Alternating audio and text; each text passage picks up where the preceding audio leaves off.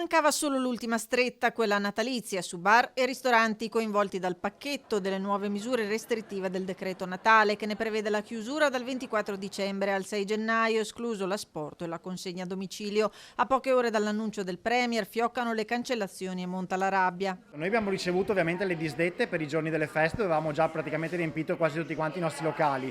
Per questo motivo avevamo ordinato la merce che questa mattina ci vediamo costretti a cancellare, e quindi ci sono molti produttori e molti distributori che andranno veramente in difficoltà, perché si troveranno i magazzini pieni, soldi a dover restituire o comunque da non incassare, e per loro non è previsto nessun aiuto. Tra rabbia e rassegnazione, baristi e ristoratori lamentano aspettative disilluse. Ricordiamoci che a ottobre ci avevano detto: portate pazienza, stringiamo adesso per goderci il Natale. È arrivata invece la chiusura anche a Natale, quindi adesso ormai è rassegnazione, perché purtroppo sappiamo che con questa chiusura molti di noi non vedranno il gennaio del 2021. Provvedimenti tardivi che si accavallano, dicono, contribuendo al clima di incertezza. L'accavallamento di decisioni, porta a una grossa indecisione sia da parte nostra, che alla fine io ieri ero attaccata alla televisione, alle 10:15 finalmente sono riuscita a capire cosa fare, se riuscivo a lavorare anche nei giorni post natalizi fino al 6 di gennaio. Era molto meglio chiudere a novembre, che comunque è un mese morto per noi ristoratori, e poi a dicembre almeno farci godere